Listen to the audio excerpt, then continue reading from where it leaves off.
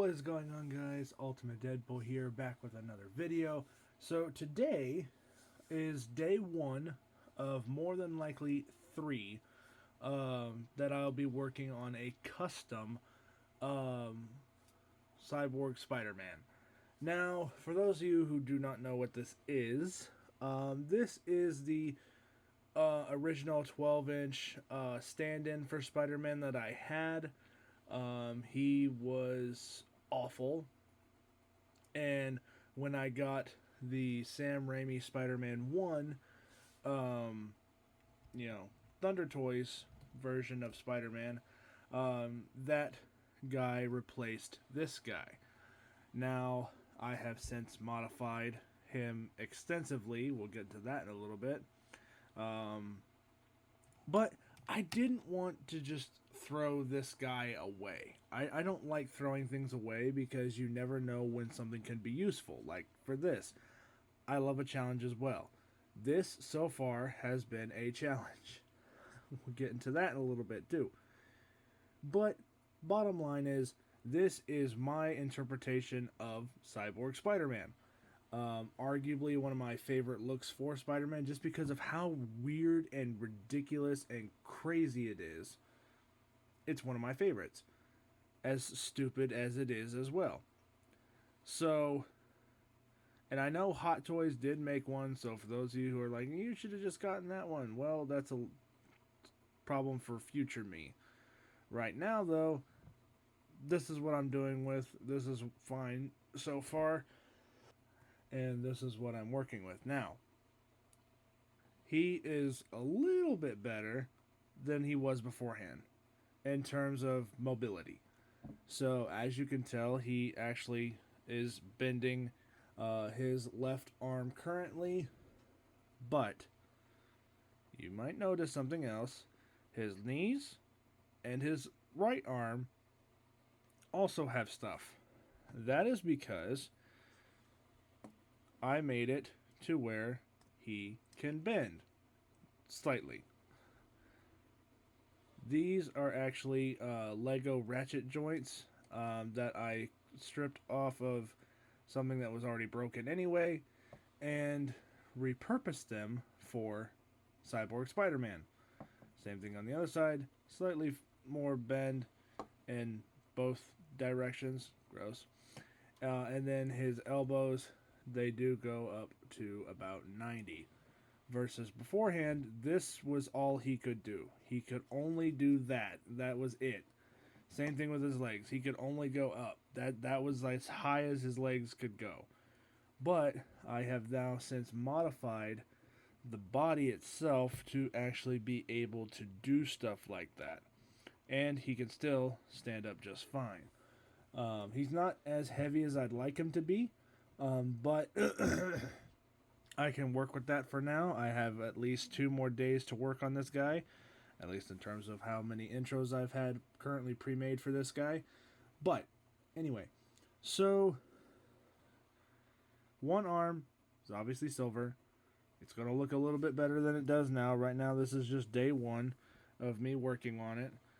So it looks a little bit robotic-y, but not too heavy just yet. Versus his other side, it looks like a, Spider-Man. Except with bandages and a gray exposed ratchet joint. I don't care about the exposed part. I'm just going to leave it be. If I want to, I can say he's wearing his suit over another robotic arm. Or maybe his elbow or whatever got messed up and they saved his hand and this is what's left. He does have interchangeable hands. So these are extras from Dummy. So Dummy contributed. He's not too thrilled about that, hence why his arms are crossed. But anyway, and then Thunder Toys Spider-Man is also being an organ donor by donating his extra hands. So if I wanted to, I could always put Cyborg Spider-Man in a web whipping pose with Thunder Toys Spider-Man's other web whipping pose and his closed fist. And then he also has another robot hand for his left side. Nothing too crazy, nothing fancy. Zombie Spider-Man, I'm sorry, Zombie Deadpool, contributed one of his extra wrist pegs, while Boba Fett gave me one of his wrist pegs, or extra wrist pegs, I should say, for this side. I wanted to use both of Zombie Deadpools, but then I'm like, black looks a little bit better on this side. Blue, I can manage on that side. It's fine. Now, you might be noticing his eye. It's kind of hard to miss. So, I know that the official Hot Toys Spider-Man, or Cyborg Spider-Man, his eye is a lot smaller than this. I know that. So for those of you who are going to go down to the comments saying, oh my god, you made the eye too big, what the hell? I know. But this is my take on Cyborg Spider-Man. He's not going to be 100% correct, as is evidenced by the bandages on his right arm, as well as the straight up yellow belt versus the pouches that make it look yellow. I fully intend on giving this guy pouches at some point to make it look more like that. It's just, this is what I'm doing for the time being. This is only day one. This is not the official, finalized, here's before, here's after, here's in the middle.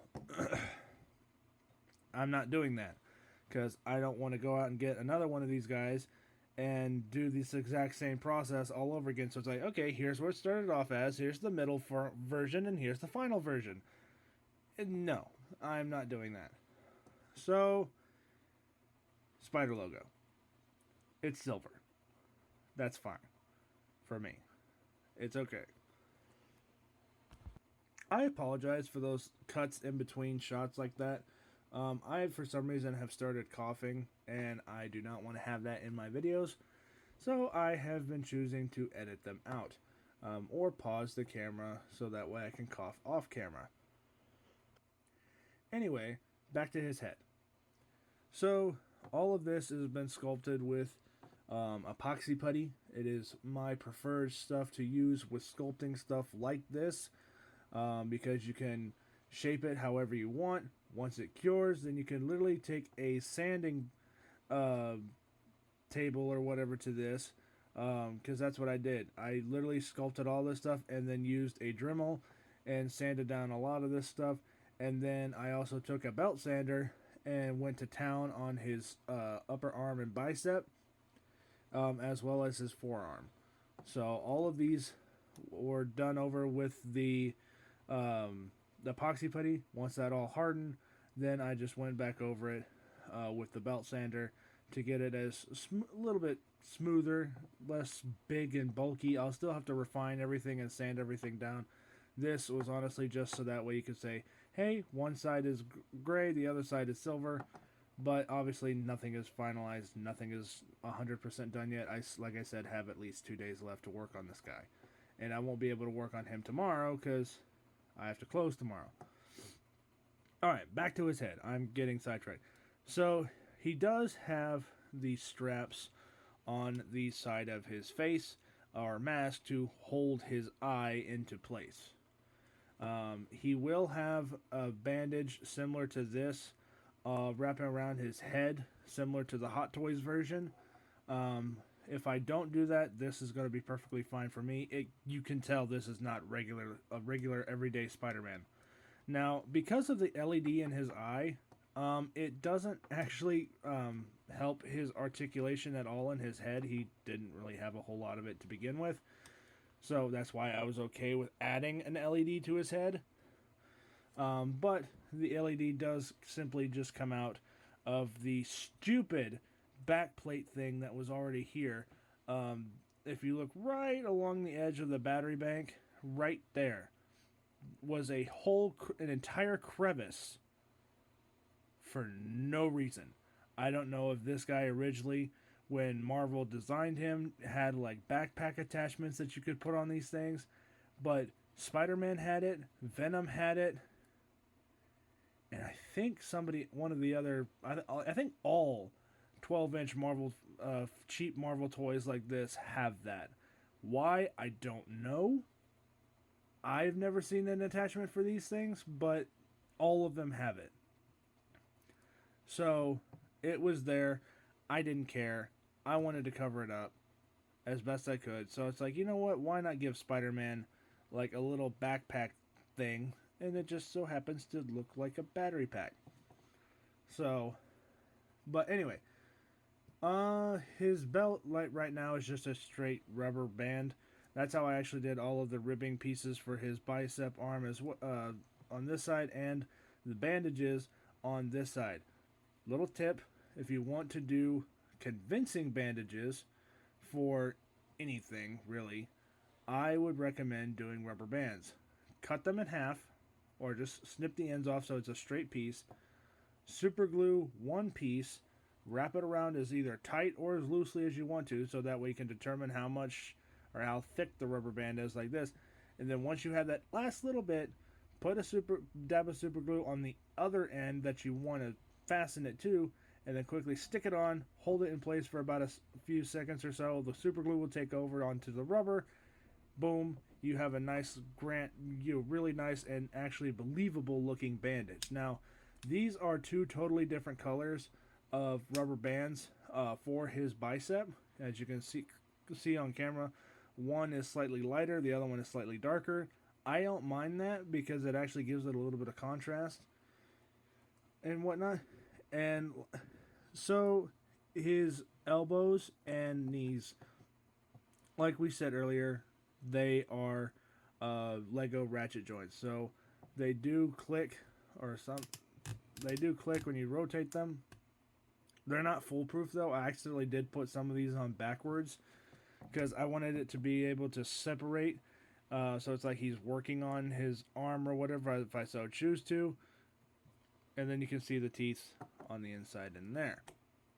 So I wanted to make sure that everything was as functional as possible while also being, ridiculous and out there as I could as well.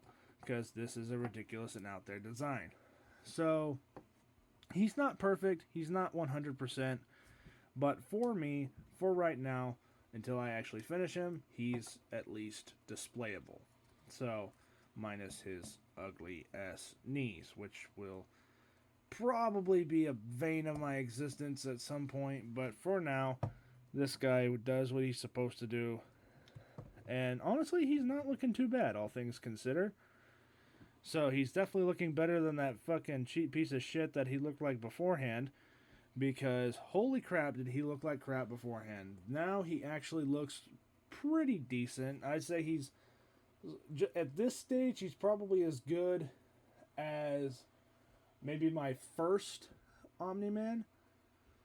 And that's not horrible. But granted, this is just day one. So let me know what you guys think of this guy down in the comments below. Do you guys like this idea? Do you guys like this guy at all? Does this look better than the cheap-ass Walmart-looking thing that he was beforehand when I retired him in my Thunder Toys review? Or should I have just left it alone, thrown this guy in the trash, and said screw it? So let me know what you guys think of this guy in the comments, and I'll catch you guys all later. Bye.